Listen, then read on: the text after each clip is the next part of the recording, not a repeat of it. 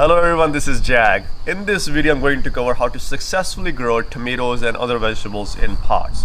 Now a lot of you might not have garden space or a backyard and you are growing in lots of vegetables in your apartment or on a balcony and you are growing in pots.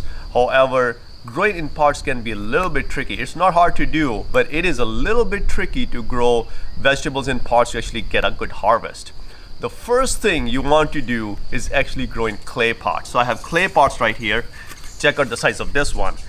This is the kind of size you need to grow tomatoes, eggplants, chilies, and stuff like that. And here's a smaller clay pot here. You can use this to grow even strawberries or lettuce. So smaller clay pots are really good with vegetables and other plants that have smaller root system. But for the vegetables and other plants that have bigger root system, you need to have bigger pots. Now the reason you want to have clay pots is because clay shields from the heat from the sun. If you grow in plastic pots, the roots are gonna get hot from the heat of the sun and your plants are not going to do good.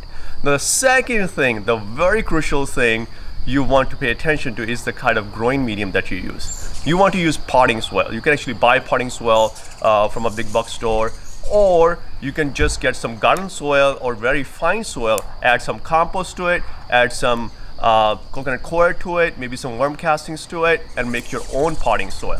So let me show you what I have here. In this container, I have some potting soil. Now potting soil is a mixture of garden soil, which contains topsoil, some wood shavings, and potting soil also contains peat moss and vermiculite and some other properties as well.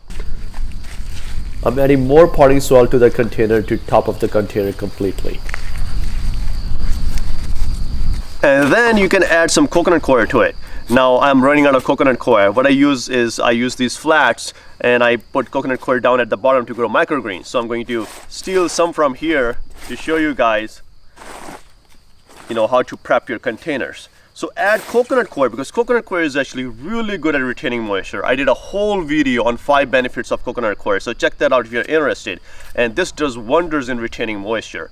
The problem that most people have growing in containers is that either they don't have enough moisture in the growing medium in their containers or they have too much. They actually overwater their plants.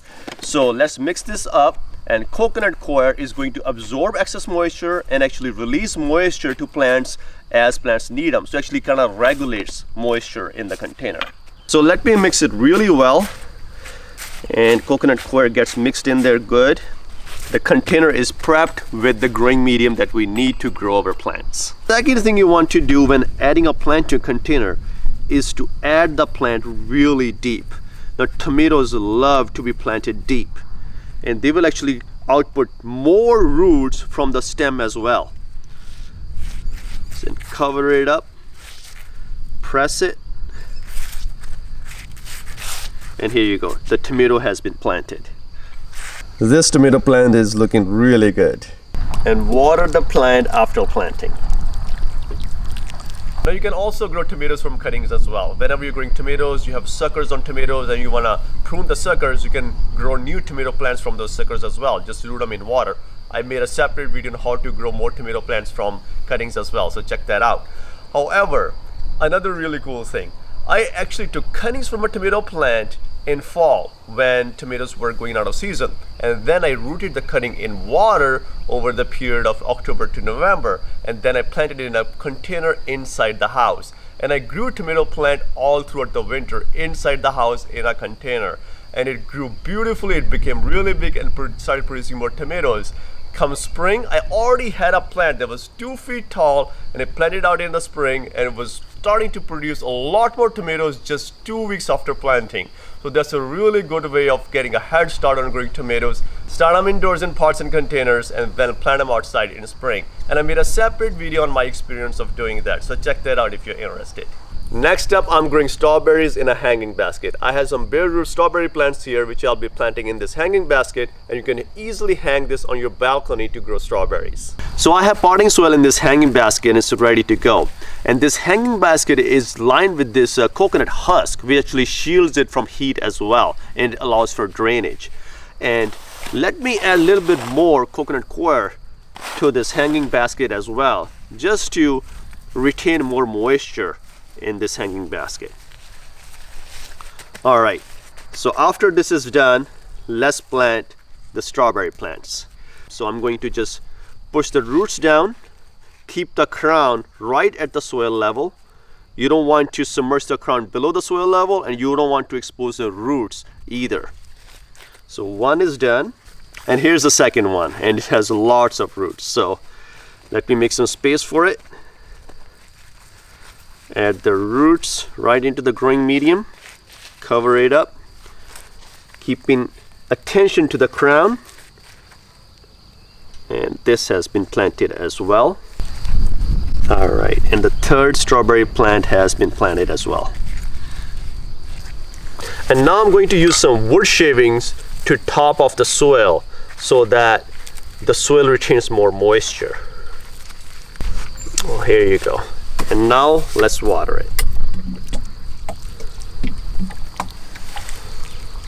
Here you go, the strawberries have been planted. This is how easy it is to start growing plants in containers, and you can have a garden even if you live in an apartment. Now, few things to make a note of. You only want to water your containers when the soil begins to dry up, especially tomatoes. You don't want to overwater. One of the biggest mistakes that has been made in gardening is overwatering. So if you keep overwatering your plants, you're going to drown your plants. That's why it was also very beneficial to add coconut coir, because it absorbs excess water as well. So just scratch the surface of your containers up to 2 to 3 inches, and if the soil is dry at that depth, then add water to the plants. Secondly, the plants don't need a lot of soil to grow. However, they do need nutrients. So you need to add some organic fertilizers such as fish meal, bone meal, chicken manure, and stuff like that to your containers. If you're growing indoors, do not use chicken manure because it smells a lot. You can use liquid fish fertilizer, or you can use some sort of organic fertilizer, pelleted fertilizers. Just bury them inside the soil and cover it up so that it does not smell. If you're growing on a balcony, that shouldn't be a problem. Once you add the fertilizer in there, the smell dissipates in about 2 to 3 hours. You can also grow seedlings or even some herbs in a rain gutter. I made a video on how you can start your seedlings in a rain gutter, and you can even use this technique to grow herbs in rain gutters as well. So check that out if you're interested as well. Let's also add wood shavings to the container with tomato plant as well, because it helps you retain moisture. So the garden soil that you buy from a big box store contains topsoil and some wood shavings. The potting soil contains the garden soil, which contains topsoil and wood shavings, but it also contains perlite. It also contains some compost. It also contains peat moss and stuff like that as well, which is perfect for growing in containers. However, the potting soil costs much more. What you can do is get some garden soil. If you make your own compost, you can add that in there, or you can buy some compost separately, which comes out to be cheaper, and then you can also add coconut coir to it, which is similar to peat moss, but I think it's much better than using peat moss. I actually like using coconut coir more.